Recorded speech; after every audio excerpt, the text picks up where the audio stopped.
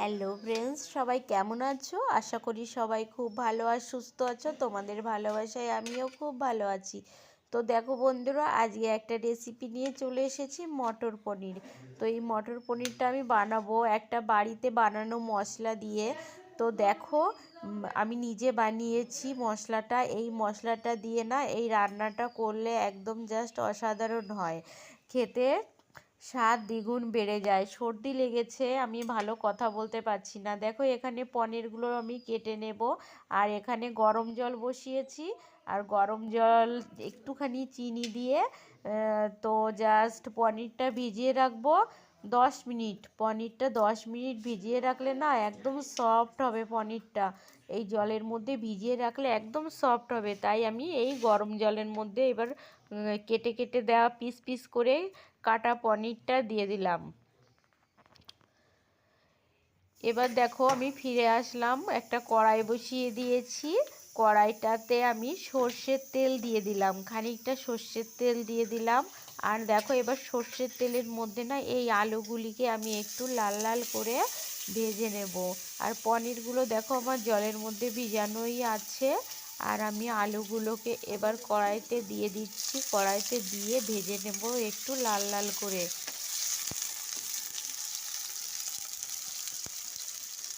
আর এইদিকে দেখো আমি পনিরগুলোকে জল ঝরিয়ে নিয়েছি। জলটা ঝরিয়ে নিয়ে একদম সফট হয়েছে পনিরগুলো, দেখো কতটা সফট হয়েছে। আর এবার এর মধ্যে না আমি একটু আর কি লবণ আর হলুদ দিয়ে একটুখানি মেখে নেবো। আমি কিন্তু কোনো গুঁড়ো মশলা, কোনো লঙ্কার গুঁড়ো কিচ্ছু দেবো না, কেননা আমাদের লঙ্কার গুঁড়োটা খাওয়া হয় না। চাইলে তোমরা দিতে পারো, আমরা লঙ্কার গুঁড়ো কোনো গুঁড়ো মশলা ইউজ করি না রান্নাতে, খাই না, ওই জন্য দিই না। তোমরা চাইলে দিতে পারো। আর এখানে দেখো আলুগুলোকে আমার ভাজা হয়ে গেছে।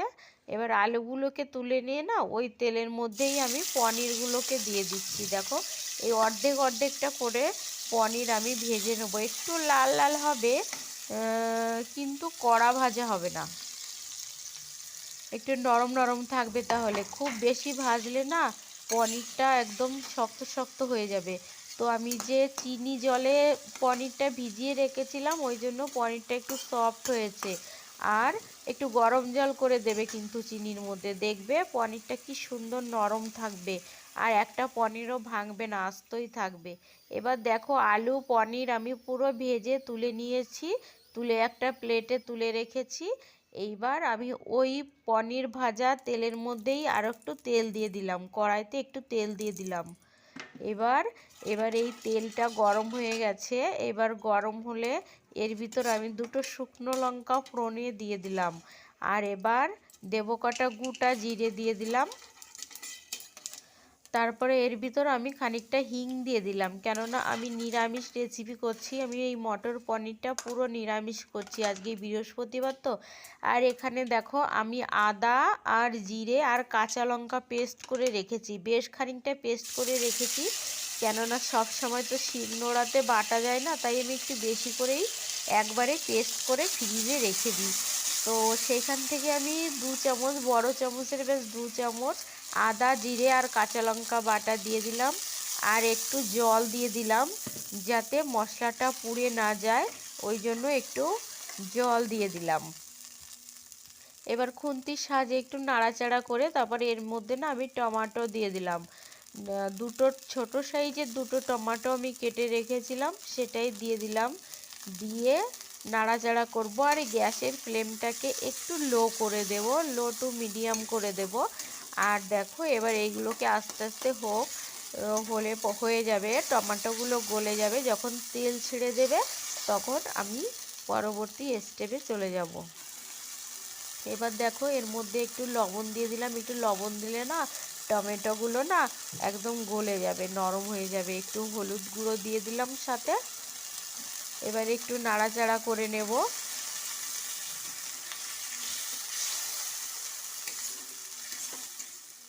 এবার দেখো এই মশলা থেকে টমেটোগুলো একদম গলে গেছে আর মশলা থেকে তেল ছাড়তে শুরু করেছে।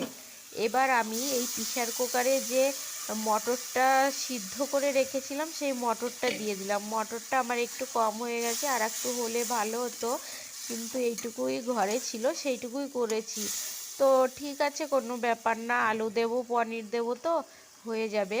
তো এবার আমি ভেজে রাখা আলু আর পনিরটা এই মটরের ভিতর দিয়ে দিলাম একসাথে। আমি এইবার নাড়াচাড়া করে নিচ্ছি। আর পাশে দেখো সেই পনির ভিজিয়ে রেখেছিলাম সেই বাটিতেই আমি একটু গরম জল বসিয়ে দিয়েছি, কেননা এটা তো নাড়তে চাড়তেই তো হয়ে যাচ্ছে অর্ধেক রান্না না, তাই একটু গরম জল দিলে ভালো হবে। গরম জলটা দিলে আর কি তরকারির স্বাদটা বেশি ভালো হবে।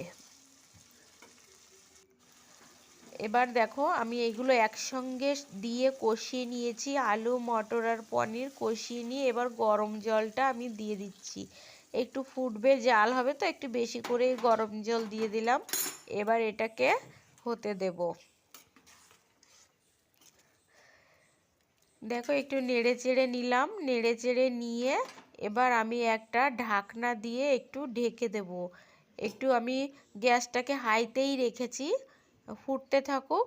তারপর ফুটে উঠলে আমি গ্যাসটা একটু কমিয়ে দেব।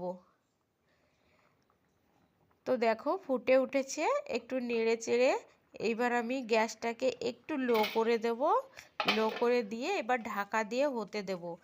এইবার আলু টালুগুলো সব ভালোভাবে গলে যাবে, যদিও চন্দ্রমুখী আলু গলে যায় তাড়াতাড়ি। এবার দেখো এর মধ্যে একটু স্বাদের জন্য একটু চিনি দিয়ে দিলাম আমি।